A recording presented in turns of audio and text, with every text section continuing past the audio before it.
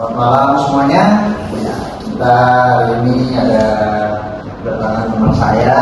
Silakan diperkenalkan dulu namanya. Ya, nama saya Nurul Gatuljana. Ya, saya sendiri Rangga dari Binorapan dan kami hari ini bakalan ngebahas tentang topik tentang negosiasi dan penjualan. Jadi negosiasi dan penjualan itu bisa dijelasin nggak sih sedikit? Apa yang negosiasi dan penjualan? Ya, baik. Mari kita mulai dengan negosiasi ya. Negosiasi adalah proses interaksi antara dua pihak atau lebih yang bertujuan mencapai kesepakatan bersama dalam hal-hal tertentu.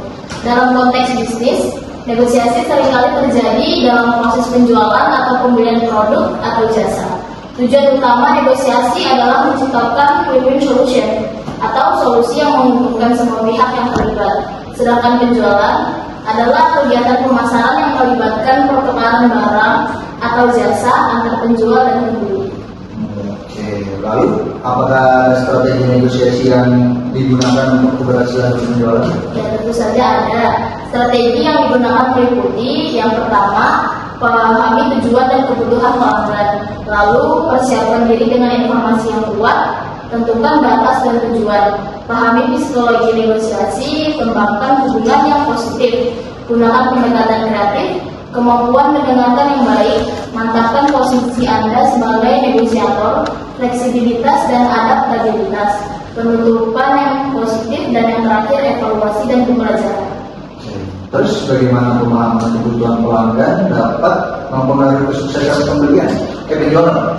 Ya, pemahaman yang mendalam terhadap kebutuhan pelanggan adalah langkah awal yang sangat krusial ya. Saya percaya bahwa dengan memahami kebutuhan mereka, kita bisa memberikan solusi yang lebih relevan dan membangun hubungan yang lebih kuat.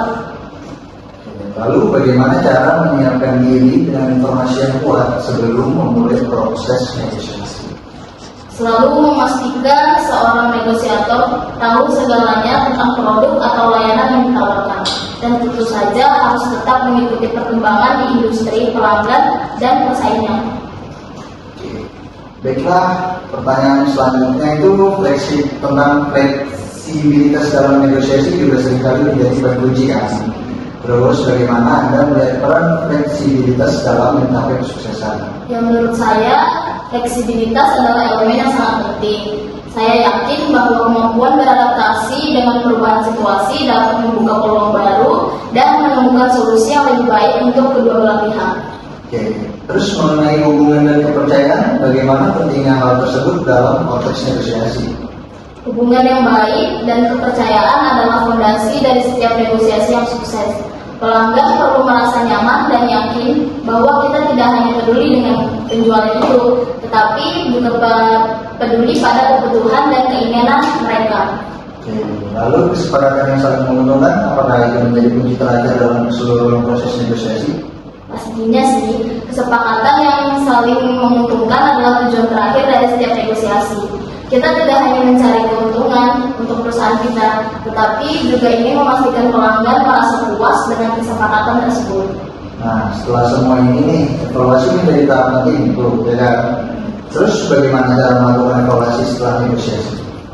Ya, dengan cara selalu merefleksikan setiap negosiasi yang telah dilakukan, mencatat apa yang berhasil dan apa yang tidak, dan dari situ kita bisa belajar terus-menerus kan untuk meningkatkan strategi yang baik di masa depan.